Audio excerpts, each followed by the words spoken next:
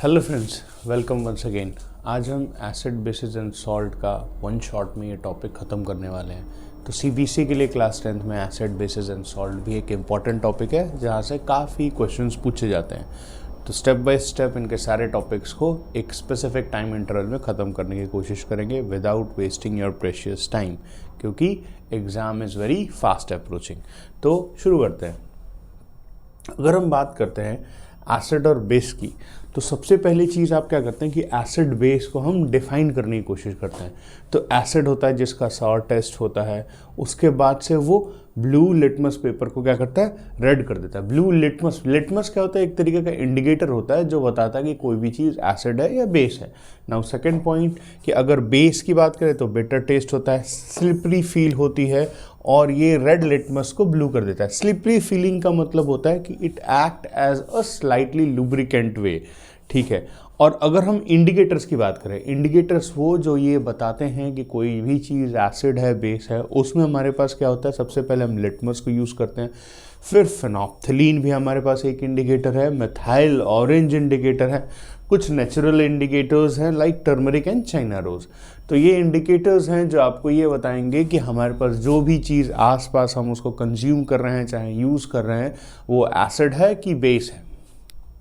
Now coming to the next point कि अगर हम केमिकल प्रॉपर्टीज़ ऑफ एसिड और बेस की बात करें तो उसमें जो सबसे इम्पॉर्टेंट प्रॉपर्टीज़ होती है कि वो हाइड्रोजन गैस प्रोड्यूस करता है। क्या करता है? हाइड्रोजन गैस प्रोड्यूस करता है। बिलीव इन मी कि इन फ्यूचर जो हम hydrogen as a fuel use करेंगे, जैसे हम अभी कंबशन इंजन यूज़ करते हैं, वैसे हम hydrogen as a fuel use करेंगे फ्यूचर में कभी। तो ये एक इम्पॉर्टेंट मेथड होने वाला है जहाँ से हम हाइड्रोजन को प्रोड्यूस करें। तो होता क्या है इस रिएक्शन में कि जनरली मेटल को हम किसी एसिड्स के साथ रिएक्शन करते हैं तो हमारे पास क्या होता है, हाइड्रोजन गैस का फॉर्मेशन होना शुरू हो जाता है। तो जब भी हम जब भी मेटल को रिएक्शन करेंगे तो हमारे पास क्या पड़ेगा, सॉल्ट प्लस हाइड्रोजन गैस। तो हमारे पास ये जो एसिड्स है इस मेटल के साथ मिलकर क्या बनाएगा, ZnCl, जो सॉल्ट होता है। होता क्या है कि ये बेसिकली डिसोसिएट होता है H पॉजिटिव में और Cl नेगेटिव में। कोई भी एसिड की कैरेक्टरिस्टिक्स होती है वो डिसोसिएशन कैरेक्टरिस्टिक्स में generally acid H positive produce करता है। और उसी तरीके से जो Zn है वो Zn क्या करता है, 2 इलेक्ट्रॉन बाहर निकाल के Zn2 पॉजिटिव हो जाता है और +2 इलेक्ट्रॉन।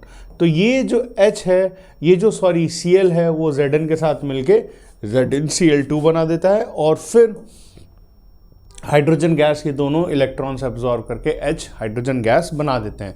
तो मोटा मोटी आपको ये याद रखना है, you don't get into this, ये आपको ये याद रखना है कि Zn जब HCl से रिएक्शन करता है तो एक सॉल्ट प्लस हाइड्रोजन गैस को प्रोड्यूस करता है। This is damn important thing which you have to remember. Now coming to the next part of a story कि जनरली हम ये आइडेंटिफाई करें, क्योंकि क्या होता है, गैसेस जो होती है वो इनविजिबल होती है। हम कैसे आइडेंटिफाई करें कि किसी भी रिएक्शन में जो भी चीज़ निकल रही है वो गैस है या हाइड्रोजन गैस है या कुछ और है?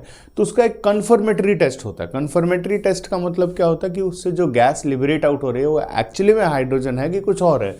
तो किया गया है यहाँ पे आप देखोगे कि जिंक को डाला गया है और इसके अंदर हाइड्रोजन, इसके अंदर क्या हुआ, सल्फ्यूरिक एसिड या हाइड्रोक्लोरिक एसिड निकला है। तो बबल्स का फॉर्मेशन होता है। क्या होता है? बबल्स का फॉर्मेशन होता है। ये बबल्स धीरे धीरे, क्योंकि गैसियस पार्टिकल है, इजीली एक्सकेप करता है और इस टेस्ट ट्यूब के थ्रू होते हुए ये जो सोप सोल्यूशन है इसके अंदर वो धीरे धीरे लिबरेट आउट करना शुरू करता है। अब वो सोप सोल्यूशन है तो क्या होता है, एक बबल्स ऊपर की तरफ आते हैं। इन बबल्स पे अगर आप मैच स्टिक लेके आओगे तो ये एक पॉप साउंड प्रोड्यूस करता है। इसका मतलब क्या है कि यहाँ पे जो पॉप साउंड प्रोड्यूस हो रहा है इन मैच स्टिक्स या इन कैंडल्स के पास लाने से, तो इस केमिकल रिएक्शन में जो हमारे पास गैस प्रोड्यूस हो रही है that is absolutely hydrogen. This is the important thing which this very experiment और activity in NCERT wants to explain.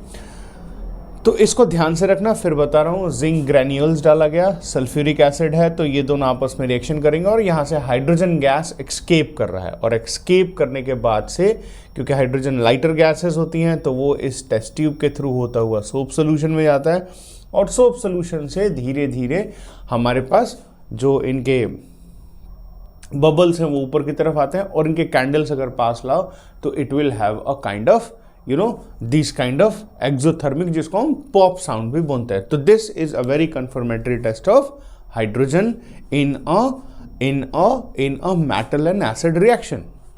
अब देखो आइडेंटिफाई करने की कोशिश करेंगे आगे.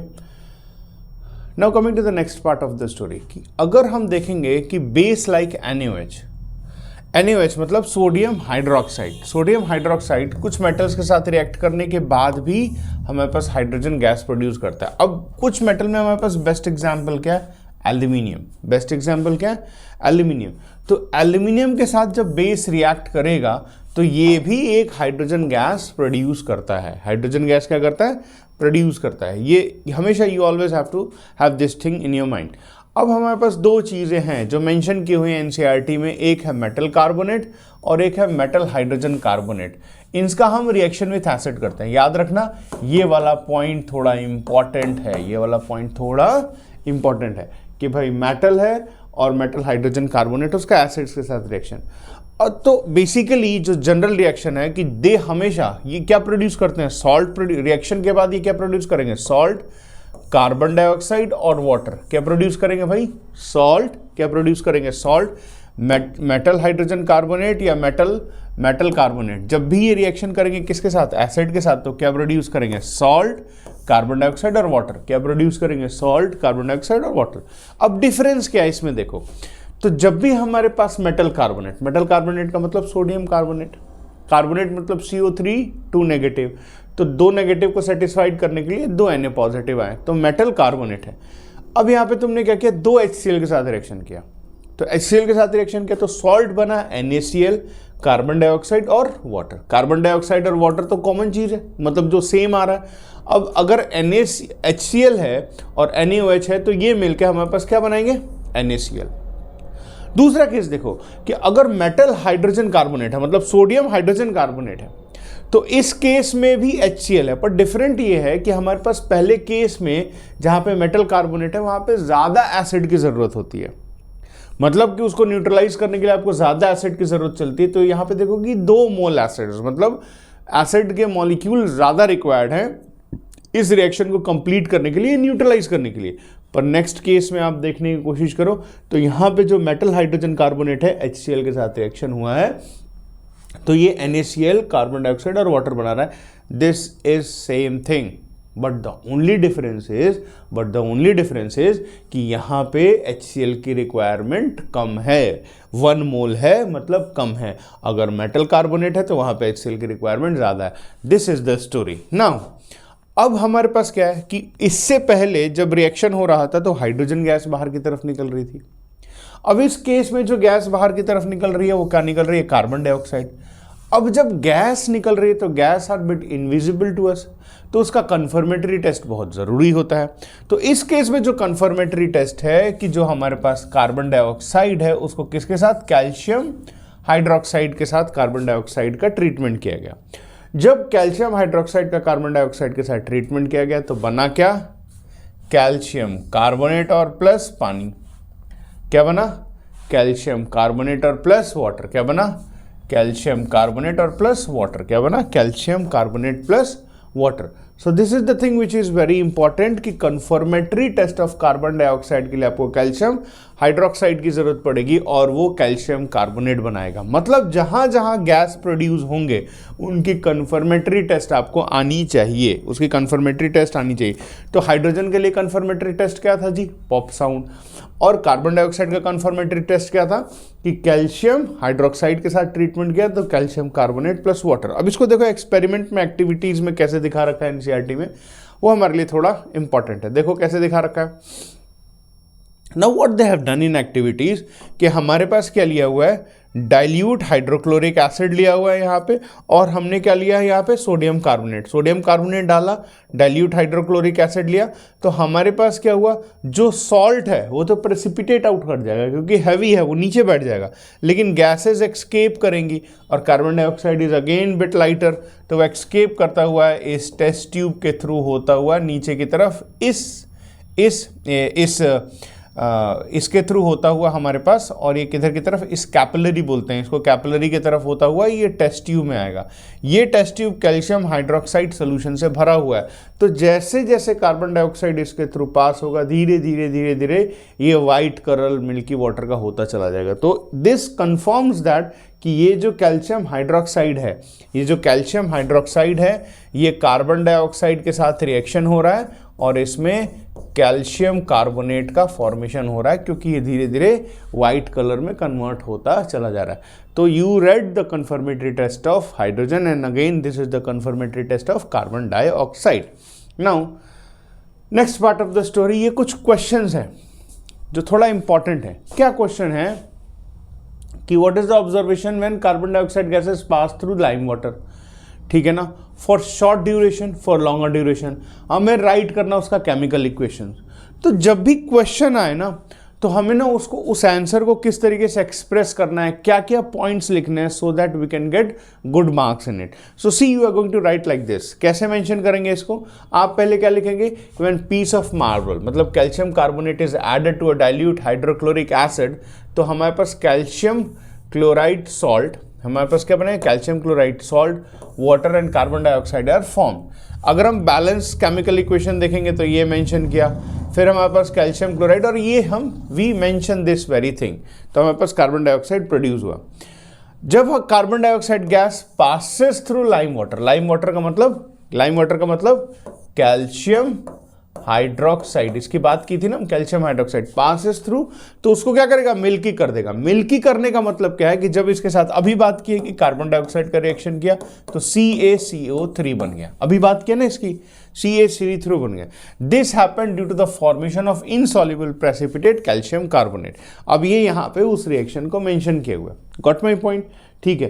तो अब देखेंगे कि इनसॉल्युबल है, इस करके वो धीरे धीरे प्रेसिपिटेट करता चला जा रहा है, धीरे धीरे क्या हो रहा है, प्रेसिपिटेट करता जा रहा है। If excess of carbon dioxide is pass through the milky, धीरे धीरे वो क्या होएगा, डिसअपियर हो जाएगा, मिल्कीनेस डिसअपियर हो जाएगा in the solution, become colourless. This is due to the formation of soluble calcium bicarbonate. अब ये क्या होगा, धीरे धीरे फिर क्या होएगा कि सॉल्युबल, मतलब वाटर सॉल्युबल कैल्शियम बाइकार्बोनेट का फॉर्मेशन होना शुरू हो जाएगा। देखो ये हमारे पास क्या है, कैल्शियम कार्बोनेट, वाटर के साथ रिएक्शन हुआ, कार्बन डाइऑक्साइड एक्सेस फॉर्म में, तो ये बन गया कैल्शियम बाइकार्बोनेट। इसके वजह से कैल्शियम बाइकार्बोनेट सॉल्युबल होएगा, और जो मिल्की वाटर था वो क्या हो जाएगा, कलरलेस। मतलब एक्सेस कार्बन डाइऑक्साइड होगा तो ये रिएक्शन होगा, एक्सेस कार्बन डाइऑक्साइड होगा तो ये रिएक्शन होएगा, और अगर लिमिटेड टाइम इंटरवल के लिए कार्बन डाइऑक्साइड होगा तो ये रिएक्शन होगा। We made our point.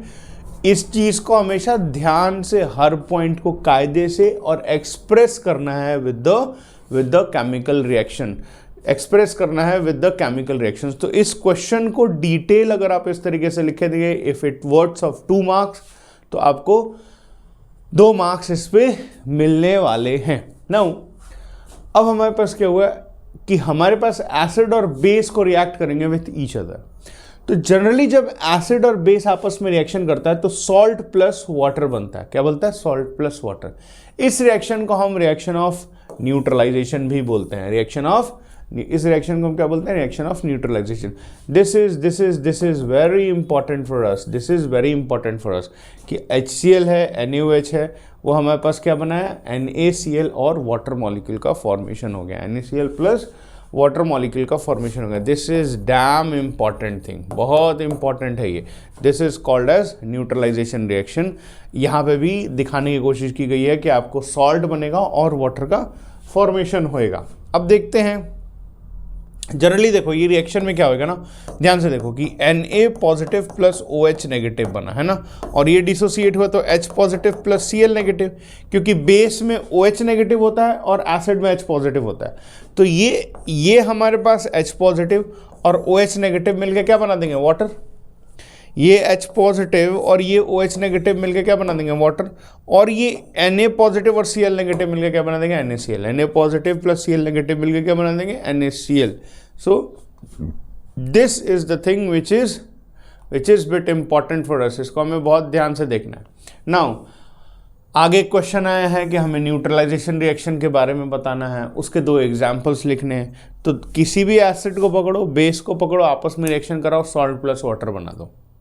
किसी भी एसिड को पकड़ो, बेस को पकड़ो, दोनों को रिएक्शन करके सॉल्ट प्लस वाटर बना दो। इसी को हम बोलते हैं न्यूट्रलाइजेशन रिएक्शन। इसी को हम बोलते हैं क्या? Neutralisation reaction. Same what we did in this very thing, कि अगर हम क्या करेंगे कि NaOH का HCl के साथ जो अभी किया है हमने, तो NaCl और वाटर मॉलिक्यूल बनेगा। और दूसरे केस में मैग्नीशियम हाइड्रोक्साइड, इसका रिएक्शन किया H2SO4 के साथ, तो magnesium sulphate plus water molecule का फॉर्मेशन। तो मतलब ये दोनों रिएक्शन आप मेंशन करोगे, दोनों एग्जांपल्स मेंशन करोगे, तो आपको you will be getting full marks in this. अब जैसे मैग्नीशियम हाइड्रोक्साइड है ना जी, तो मैग्नीशियम हाइड्रोक्साइड क्या हो गया? Mg2 positive plus 2OH negative निकलता है, क्योंकि 2 OH ग्रुप है। इसी तरीके से हम सल्फ्यूरिक एसिड की बात करें तो इसमें 2H positive plus SO4 2 minus निकलता है। तो ये जो 2 OH नेगेटिव है और 2H पॉजिटिव है, गुरुजी ये आपस में मिल गए। आपस में जब ये मिले तो क्या बना है गुरुजी? वाटर मॉलिक्यूल का फॉर्मेशन बना दिया।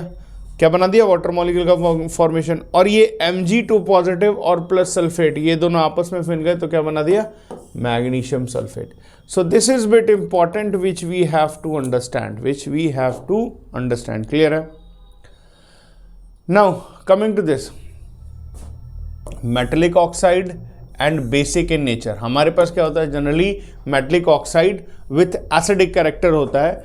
जब भी हम रिएक्शन करेंगे मेटलिक ऑक्साइड विथ एसिड, कोई भी मेटलिक ऑक्साइड का मतलब होता क्या है? मेटलिक ऑक्साइड का मतलब कि मेटल का ऑक्सीजन के साथ बाइंडिंग।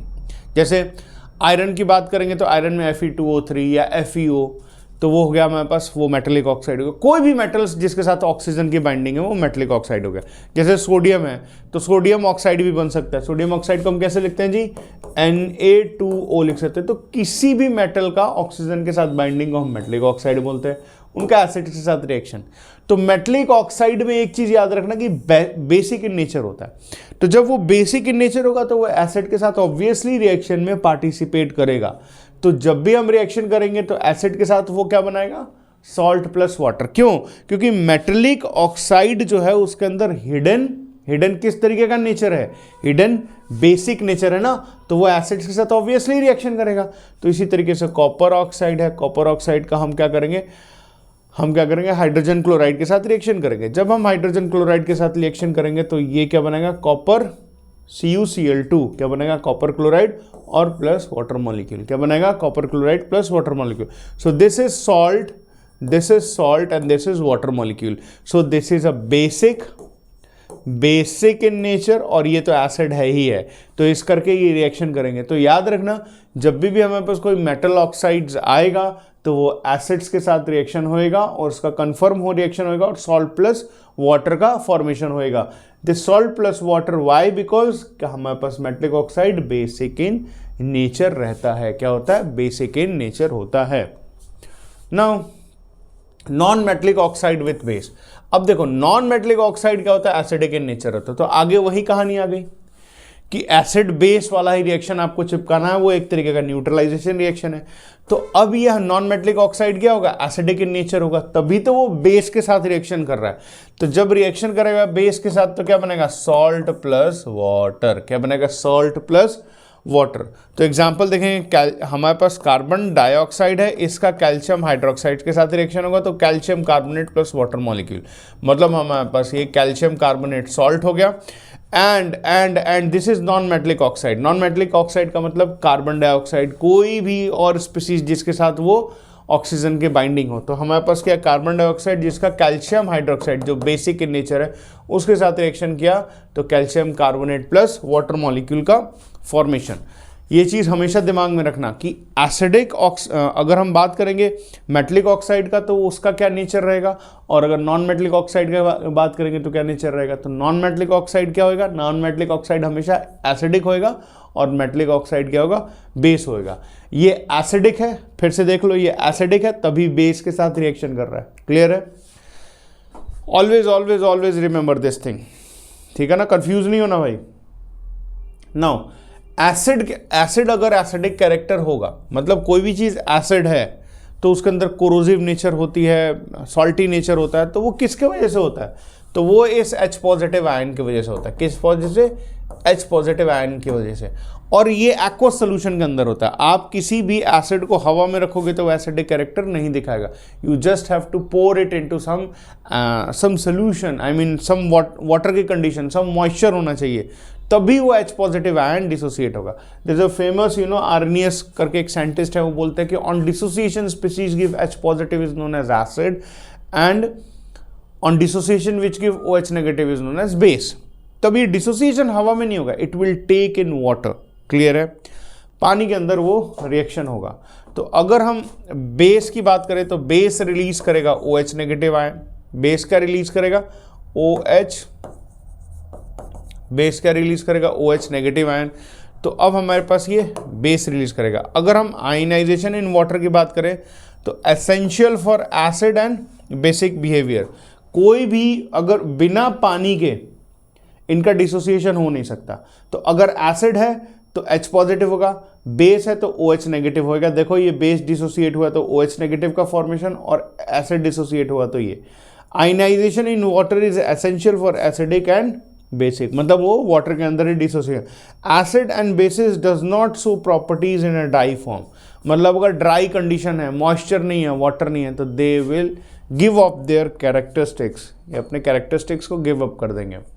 अब देखो ये ध्यान से, ये क्वेश्चन है कि when diluting an acid, why it is recommended that acid should be added to water, not water to acids। मतलब एसिड को पहले हम पानी में डालेंगे, पानी को एसिड में नहीं डालेंगे।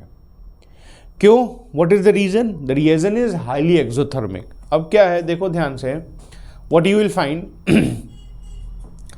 कि dilute ऑन कॉन्सेंट्रेटेड एसिड्स, हमें ये देखना है dilution of concentrated acid. Dilution of concentrated acid मतलब कि किसी कंटेनर में हमारे पास क्या रखा है, किसी कंटेनर में क्या रखा है, HCl रखा है, और इधर क्या कर रहे हो आप, H2O पोर कर रहे हो, पानी डाल रहे हो, इज एन एक्सोथर्मिक प्रोसेस। अब इससे बहुत ज्यादा हीट लिबरेट होगी। If water is added to the concentrated acid, the heat generated cause mixture to splash out and cause burning. ये क्या होगा, ये मिक्सचर क्या करेगा, इज हाईली एक्सोथर्मिक, तो स्प्लैश आउट बाहर की तरफ निकलेगा और उसकी वजह से बर्निंग हो सकती है, हमें इंजरी हो सकती है। इसलिए acid is added to water slowly. मतलब क्या है कि अगर हमें एसिड को डाइल्यूट करना है तो हमें पानी रखना होगा और HCl ऐड करना होगा, इसके अंदर पानी रखना होगा और HCl ऐड करना होगा। तो acid is added slowly, water में क्या करता है, स्लोली ऐड करता है विथ अ कांस्टेंट रेंजिंग। मतलब आपको क्या करना होगा, इसमें कुछ चम्मच या स्पैचुला डाल के आपको रेंजिंग करनी होगी, तो मिक्सचर जो होगा स्प्लैश आउट नहीं होगा। तो this is the important reason why we dilute the acid in this very fashion. Now अब एक बात पूछी गई कि strong acid and basic solutions क्या होता है। तो ना एक पीएच स्केल है। ये पीएच स्केल बेसिकली बताता है कि कितना H पॉजिटिव या कितना OH नेगेटिव किसी स्पेसिफिक पॉइंट पे है। अगर न्यूट्रल है कोई भी चीज, मतलब 7 है, pH 7 है, तो यहां पे H positive is equals to OH negative, मतलब H positive is equals to OH negative, मतलब जितना H पॉजिटिव का आयन है उतना ही OH नेगेटिव का आयन है। This shows neutrality. लेकिन हम एसिडिक कंडीशंस की बात करेंगे, एसिडिक कंडीशन की बात करेंगे, तो यहां पे H पॉजिटिव कॉन्सेंट्रेशन क्या है, ज्यादा है। H पॉजिटिव कॉन्सेंट्रेशन क्या है, ज्यादा है, और OH नेगेटिव ना के बराबर है। तो इसीलिए हम बोलते हैं कि जो अगर हम 7 से पीछे की तरफ मूव करते चले जाएं तो H पॉजिटिव के आयन्स ज्यादा होते चले जाएंगे और OH नेगेटिव कम होता चला जाएगा। तो दिस शोज कि ये एसिडिक कैरेक्टर हो गया। लेकिन अब अल्कलाइन मतलब बेसिक कैरेक्टर की बात करेंगे तो वहां पे OH नेगेटिव ज्यादा होगा। OH नेगेटिव की concentration will be more as compare to this acid H positive ion. तो जहां पे अगर हम इधर की बात करेंगे तो यहां पे हमारे पास H पॉजिटिव की कॉन्सेंट्रेशन ज्यादा होगी और इधर की तरफ OH सॉरी यहाँ पे OH नेगेटिव की कॉन्सेंट्रेशन ज़्यादा होगी और यहाँ पे H पॉजिटिव की कॉन्सेंट्रेशन ज़्यादा होगी। तो जब हम एसिडिक बिहेवियर की बात करेंगे तो यहाँ पे हमेशा H पॉजिटिव कॉन्सेंट्रेशन ज़्यादा होगा। जो स्ट्रॉन्गर एसिड होगा उसमें H पॉजिटिव की कॉन्सेंट्रेशन मतलब H पॉजिटिव के आयन ज़्यादा होंगे। जो स्ट्रॉन्गर बेसिक होगा उसमें OH नेगेटिव के आयन ज़्यादा होंगे। This is the basic definition of strong acid and strong base. ये एक बेसिक डेफिनेशन बताता है कि कौन सा स्पीसीज स्ट्रॉन्ग एसिड है, स्ट्रॉन्ग बेस है। नाउ अब देखो ध्यान से, एसिड है, अगर हमारे पास क्या है pH क्या है स्मॉलर देन 7 तो एसिड है, pH इक्वल्स टू 7 तो न्यूट्रल है और pH ग्रेटर देन 7 है तो बेसिक है। यूनिवर्सल इंडिकेटर एक हमारे पास condition, universal indicator shows different colour for different pH values. जो यूनिवर्सल इंडिकेटर्स होते हैं वो दे ऑलवेज जो यूनिवर्सल इंडिकेटर्स हैं they always show different colours from a different pH values. ये बिट इंपॉर्टेंट है हमारे लिए, दिस इज बिट इंपॉर्टेंट, ठीक है। Always have these things in your mind. Now what are universal indicators? State the purpose of which these indicators is used, ठीक है। Now उसका answer आप इस तरीके से लिखेंगे कि universal indicator is a mixture of several indicators, ठीक है। It shows different colours at a different concentrations of hydrogen ion, मतलब जैसे जैसे हाइड्रोजन आयन की कॉन्सेंट्रेशंस बदलेगी वैसे वैसे डिफरेंट कलर्स दिखाएंगे वो H positive in the solution. This is used to identify whether the given solution is an acid or base and what its concentration। तो ये हमारे लिए थोड़ा इंपॉर्टेंट है, हम इसको हमेशा ऐसे लर्न बाय हार्ट करेंगे, ठीक है ना, क्लियर है। नाउ नेक्स्ट पॉइंट, एक और कंडीशन है कि स्ट्रॉन्ग एसिड और वीक एसिड क्या होता है। तो स्ट्रॉन्ग एसिड का मतलब जैसे HCl है तो ये इसका डिसोसिएशन 100% होगा, 100% मतलब टुकड़ों टुकड़ों में बढ़ जाएगा, H पॉजिटिव Cl नेगेटिव, मतलब 100% सारे आयंस टूट के बिखर जाएंगे। उसी तरीके से स्ट्रॉन्ग एसिड्स की बात करें तो H2SO4 है तो इसका भी डिसोसिएशन 100% होगा, डिसोसिएट हो जाएगा 2H positive plus SO4 2 minus, मतलब बिखर गया, 100% डिसोसिएट हो गया। लेकिन अगर वीक एसिड की बात करें तो जैसे क्या है CH3 एसिटिक एसिड COOH, तो ये डिसोसिएट होगा तो इसका डिसोसिएशन 100% नहीं हो सकता, CH3COO negative plus H positive. तो बेसिकली जो एसिटिक एसिड्स हैं वो वीक एसिड्स में कंसिडर किए जाते हैं जिसका डिग्री ऑफ डिसोसिएशन मतलब वो 100% नहीं टूटता, ठीक है, उसमें डिसोसिएशन 100% नहीं होता, उसको वीक एसिड बोलते हैं। और स्ट्रॉन्ग एसिड्स जहां पे डिसोसिएशन ऑफ आयंस 100% हो जाता है, 100% हो जाता है तो उसको हम स्ट्रॉन्ग एसिड बोलते हैं। और वीक एसिड्स क्या होता है जहां पे जिसका डिसोसिएशन 100% नहीं होता। नाउ इंपॉर्टेंट, अब देखो हमने किसकी बात की, मेटल्स की बात की कि मेटल ऑक्साइड्स बनेगा, उसके बाद से नॉन मेटल ऑक्साइड्स बनेगा एसिड, फिर बेस की बात की, फिर उनके H positive OH negative concentrations की बात की, किस तरीके से उनका रिएक्शन करते हैं, एसिड बेस आपस में न्यूट्रलाइजेशन करते हैं। तो वहाँ से कंक्लूड करके एक टर्म निकाला pH। अब pH हमारे डे टू डे लाइफ में बहुत इंपॉर्टेंट है। हमारे पास जो प्लांट्स हैं उनके लिए भी pH इंपॉर्टेंट है, हमारे बॉडी के लिए भी pH इंपॉर्टेंट है। तो this is very important for us to understand what actually the use of pH in our day-to-day life। तो पहली चीज है कि are plants and animals pH sensitive? Yes। पहली चीज देखो, yes, all biological processes occurs in a narrow pH range। narrow pH range का मतलब कि अगर हमारा जैसे ब्लड है तो ब्लड का pH 7.2 से 7.4 के आसपास रहता है, तो ये pH रेंज ही होना चाहिए ब्लड का। अगर इससे ऊपर नीचे हो गया then the human body won't be surviving. हमारा बॉडी एसिडिक या बेसिक हो सकता है या दुनिया भर की बीमारियां लग सकती हैं। तो दिस इज बिट इंपॉर्टेंट कि हमारे ब्लड का pH इतना ही रहे। Exactly sudden change in pH is a very harmful for us. कहीं भी सडन चेंज pH आ जाए, चाहे प्लांट्स के अंदर कोई सर्टेन चेंजेस आ जाएं तो आप देखोगे कि प्लांट्स मर जाते हैं एंड ह्यूमन बॉडी में तो an number of problems generate हो ही जाती हैं। अब देखो कि अब pH ऑफ सॉइल की बात करते हैं। तो pH of soil yes effect करता है क्रॉप ईल्ड को, क्रॉप प्रोडक्शंस कम हो जाते हैं, प्रॉब्लम होती है हमारे पास। सम क्रॉप रिक्वायर्ड एसिडिक सॉइल। अब देखो, टोपोग्राफी टू टोपोग्राफी, ठीक है ना, लोकेशन टू लोकेशन, आप चाहे राजस्थान मूव करो या नॉर्थ ईस्ट मूव करो, नीचे प्लेन्स की तरफ चले जाओ, यूपी में चले जाओ, you know, and then go for this south, तो आप देखोगे you will find the variations in the soils. They will have a different pH in their range. हर जगह की टोपोग्राफी अलग है, सॉइल का कलर अलग है, तो पीएच भी अलग है। तो अब देखो कि अगर हम कुछ क्रॉप्स हैं, जैसे कि एसिडिक सॉइल चाहिए होता है टी प्लांटेशंस के लिए, कुछ के लिए आपको अल्कलाइन सॉइल होता है। सॉइल को हम टेस्ट करते हैं, उनके पीएच की वैल्यूज को टेस्ट करते हैं, वो एग्जैक्ट उनकी फर्टिलिटी के बारे में बता देते हैं कि उसकी फर्टिलिटी कितनी है। उसके फर्टिलिटी के हिसाब से फिर farmers can very much adjust their fertilisation ratio to the crop, तो जिसकी वजह से उनका क्रॉप प्रोडक्शंस भी कम आता है। This you are going to add in your answer writings, ठीक है ना, ऐसे बैठ के रामायण मत देखिए।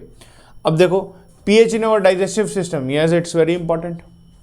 कई बार हमें एसिडिटी हो जाती है बिना मतलब कि उल्टा सीधा खाने से, तो वाई फिर, तो यस इट एक्चुअली इंपॉर्टेंट। तो stomach produces HCl for digestion, excess of acid called indigestion, तो उसके ट्रीट करने के लिए हम एंटी एसिड्स लेते हैं, जैसे milk of magnesia MgOH twice. अगर हमारे पेट में उल्टा सीधा खाया, इंडाइजेशन हो गया, एसिडिटी हो गई, तो एसिडिटी हो गई तो अब क्या करोगे, ऊपर से तुम बेस ही डालोगे ना उसको न्यूट्रलाइज करने के लिए।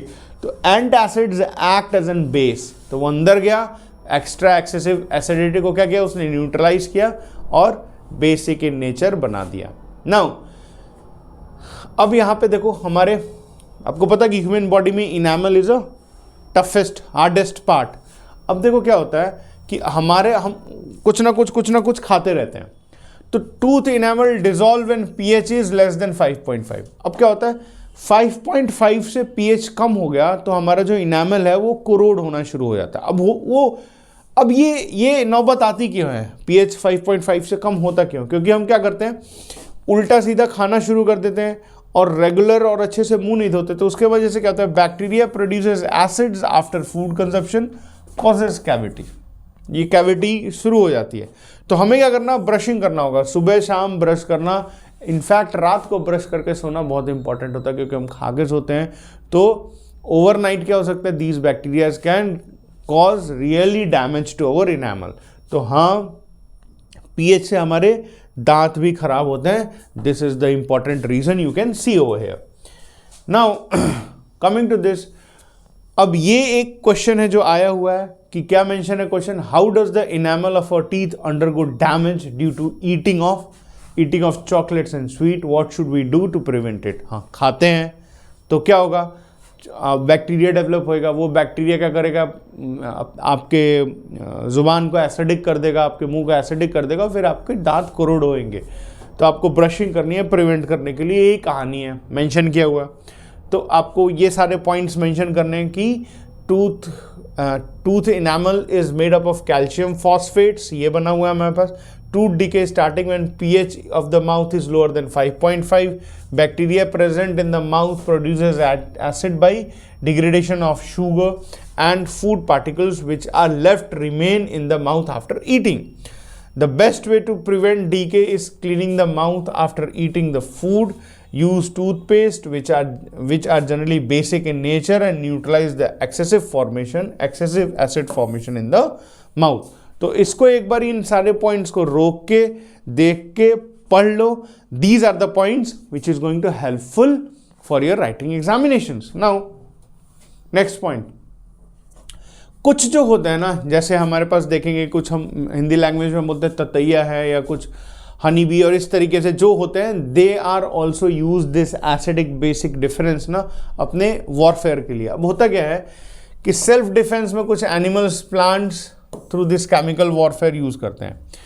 यहां पे देखेंगे कि जिसको हम हिंदी में ततैया बोलते हैं, इसको क्या बोलते हैं, wasp stings are alkaline neutralised by acid vinegar. मतलब क्या होगा कि जैसे उसने डंक मारा तो आपको विनेगर अप्लाई करना होगा, तो वो न्यूट्रलाइज हो जाएगा। नहीं तो क्या होएगा कि वो फिर आपके ब्लड स्ट्रीम में फैलेगा और ऊपर की तरफ, and it will be very kind of itching होएगा आपके लिए, बहुत ज़्यादा प्रॉब्लम होगी। उसी तरीके से बी स्ट्रिंग्स आर एसिडिक, तो वो जब बी काटेगा तो वो एसिडिक होएगा, तो वो अगेन वो आपके ब्लड का जो पीएच है 7.5 उसको डिस्टर्ब करेगा, तो वहाँ से फिर ईचिंग होगा।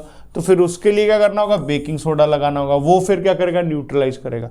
तो आपको ये देखना है कि भाई आपको काटा क्या है, कुछ भी काटा है उस पर बेकिंग, अगर आप विनेगर लगाओगे तो इट वोंट बी इफेक्टिव, ठीक है ना। तो अगर आपको बी काटा है तो फिर आपको बेकिंग सोडा लगाना पड़ेगा, ठीक है। Some plants also release acidic alkaline chemicals to deter herbivores. Herbivores का मतलब कि अगर कुछ एनिमल्स उनको खाने जाते हैं तो वो इस तरह के अल्कलाइन बिहेवियर्स या इस तरह के पीएच चेंज को दिखाने की कोशिश करते हैं, जिसके वजह से वो एनिमल्स उनको खाते नहीं हैं। तो these are certain things exactly in day to day life हम इसको यूज़ करते हैं। Salts, what exactly salts are. तो सॉल्ट्स बनता कैसे है, सॉल्ट हमेशा बनता है एसिड और बेस के रिएक्शन में। एसिड और बेस में जो न्यूट्रलाइजेशन रिएक्शन होती है उससे सॉल्ट बनता है, ये हमने पहले भी देखा है। तो salt is a definite defined as a ionic compound. Ionic compound का मतलब जो आयन से बने हुए हैं, मतलब कि Na positive plus Cl negative, ये दोनों मिलके NaCl बनाएंगे। तो आयनिक कंपाउंड से फॉर्म्ड है when an acid treated with base in neutralisation reactions. मतलब कि जब एसिड ट्रीट किया गया बेस के साथ न्यूट्रलाइजेशन रिएक्शन में तो बनता है। हम देख सकते हैं ऐसे कई बार हम बना चुके हैं। This thing we are very much aware of कि जैसे HCl है प्लस NaOH है, ये रिएक्शन करेंगे तो क्या बनाएगा, NaCl प्लस वाटर, मतलब सॉल्ट प्लस वाटर बनता है। तो दिस इज सॉल्ट, पता भी आपको पहले से भी। This reaction results the formation of salt and water, पता है हमको। This is known as neutralization reaction. This also knows. The simple term, salts is a chemical compound composed of a positive charged ions cation based on the negative charge ions anion to form an acids. मतलब कि अगर हमारे पास Na positive है ना sir, तो इसके साथ Cl negative, NaCl ही बनेगा। मतलब कितना पॉजिटिव है उसके हिसाब से नेगेटिव चार्ज है। अब जैसे Mg पॉजिटिव है, Mg2 पॉजिटिव है, तो सल्फेट क्या है, SO4 2-, तो ये दोनों एक दूसरे के साथ आएंगे, तो they will be like MgSO4। I am making my sense और नॉट। अब अगर हमारे पास Na पॉजिटिव है और प्लस SO4 2- है, तो ये Na पॉजिटिव और SO4 2-, this is very relevant to us. अब यहां पे जब ये एक दूसरे के साथ बाइंडिंग करेंगे, ये दूसरे के साथ जब ये they will come together, what is more important कि जब ये एक दूसरे के साथ आए तो ये Na2SO4 बनाएंगे। अगर आप NaSO4 लिखोगे तो this will be wrong. Why? Because ये तो सिंगल पॉजिटिव चार्ज है और ये -2 है। तो इसीलिए जब भी आप सॉल्ट लिखें तो पॉजिटिव और नेगेटिव, मतलब कैटायन एनायन के रेशियोज उनके चार्ज के अकॉर्डिंगली डिफाइंड होंगे। This is salt. Am I making sense? इस चीज को बहुत ध्यान से रखना भाई, और आगे की तरफ बढ़ते हैं। नाउ कमिंग टू दिस कि अगर हम सॉल्ट के फैमिली की बात करें तो सॉल्ट में इसको हम देखने की कोशिश करेंगे तो हमारे पास कुछ NaCl है, KCl are part of a hydrogen chloride, मतलब एसिडिक फैमिली से निकल के आते हैं। क्यों? क्योंकि इनको देखोगे तो ये बनते कैसे हैं, HCl कैसे बनता है भाई, NaOH से बनता है ना, NaOH से बनता है। तो रिएक्शन हो गया NaCl plus water molecule. Same reaction KCl के साथ भी होगा, सेम रिएक्शन KCl के साथ होगा।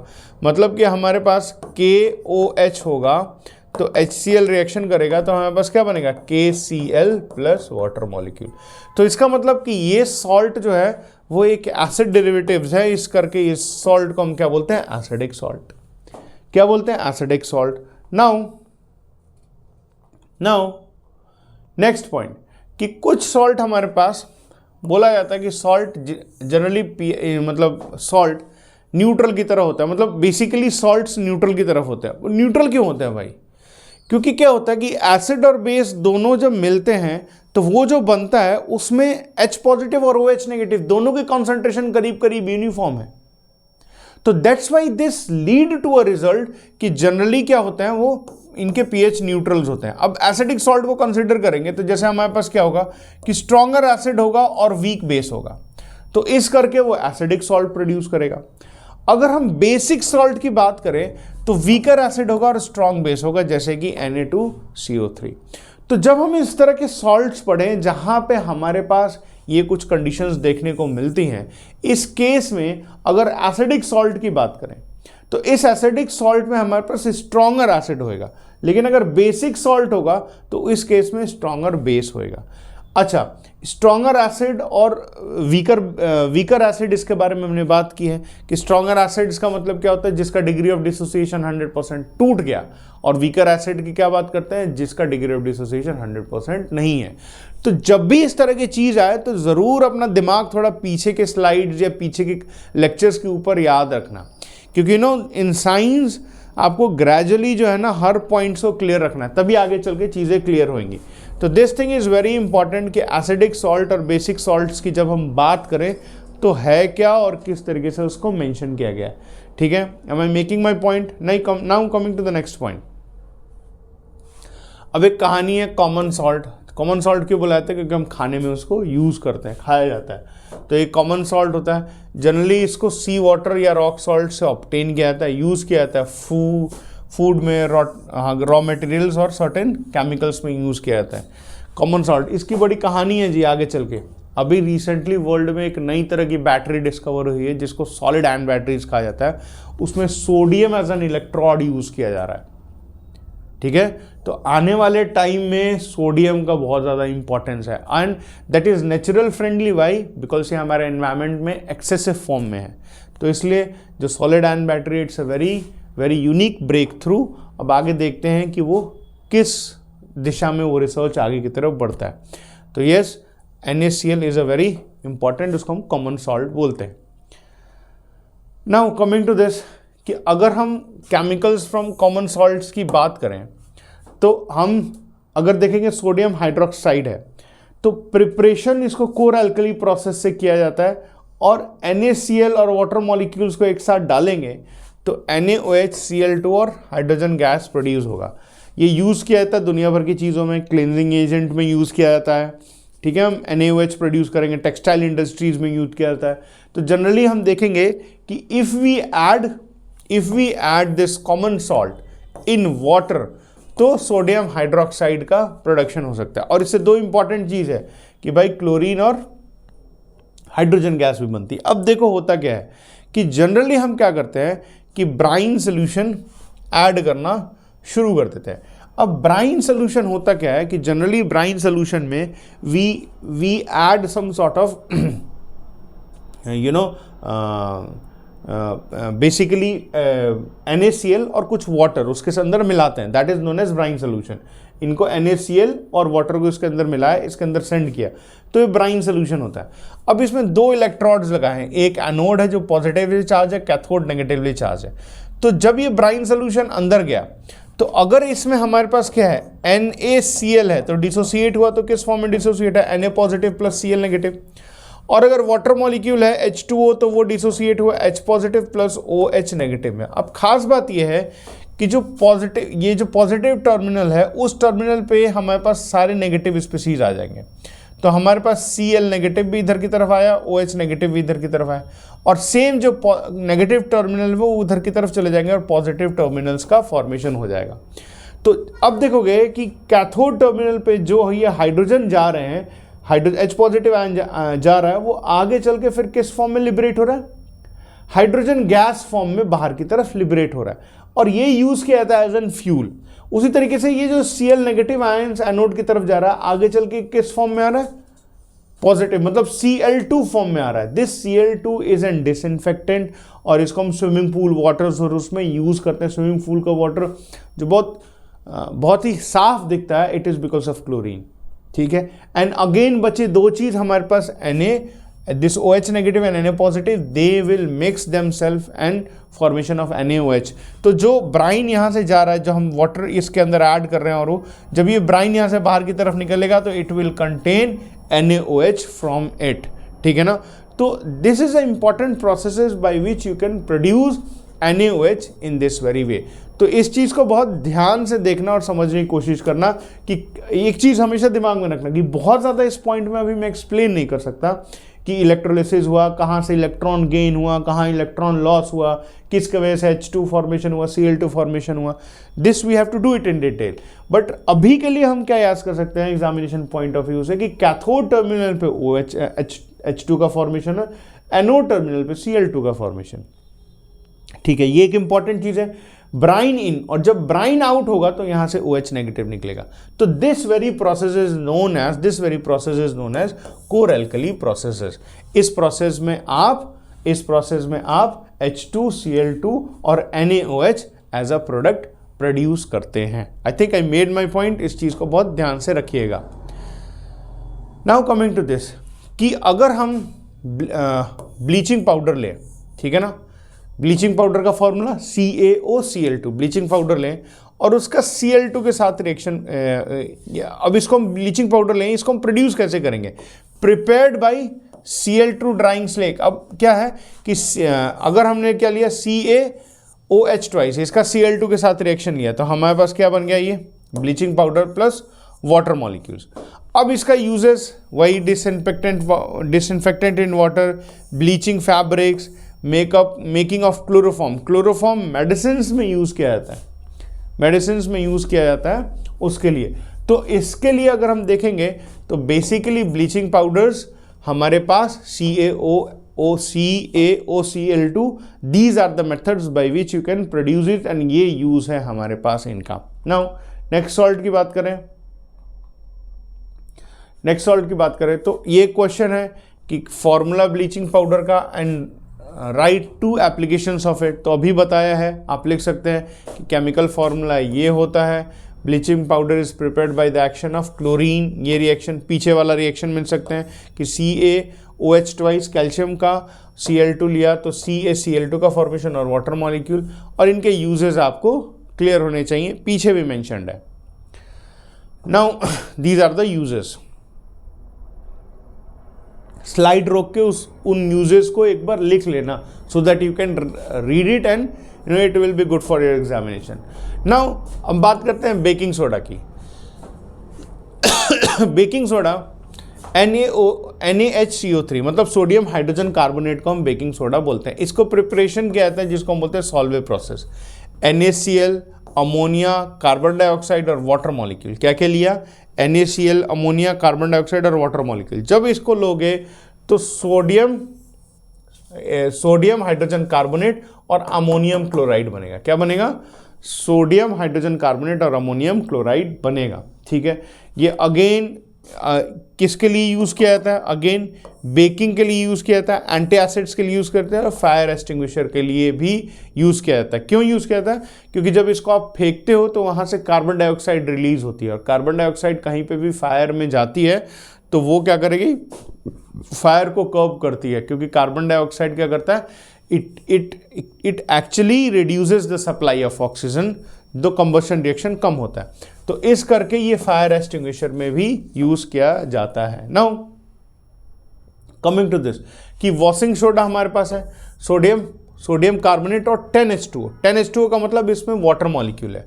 तो अगर हम बात करेंगे कि formed by heating baking soda और उसको रिक्रिस्टलाइजेशन करते हैं वॉशिंग सोडा में, ठीक है ना, इट्स अ प्रोसेस। यूज किया जाता है इसका क्लीनिंग में, सॉफ्टनिंग हार्ड वाटर और ग्लास और सोप इंडस्ट्रीज में यूज किया जाता है। सॉफ्टनिंग ऑफ हार्ड वाटर का मतलब जो बोरवेल से पानी निकल के आता है, जहां से हम सर्फ वर्फ यूज करें तो it is not that effective, तो उसको सॉफ्ट करने के लिए हम इसका यूज करते हैं। नाउ आगे की तरफ देखेंगे, अगर हम देखेंगे many salts contain water of crystallization. Water of crystallization का मतलब क्या होता है कि जैसे हमारे पास कॉपर सल्फेट है, उसमें 5 वाटर मॉलिक्यूल्स रहते हैं, तो इसको ब्लू क्रिस्टल्स बोलते हैं। और जब हीट करोगे तो ये वाइट हो जाएगा। क्यों?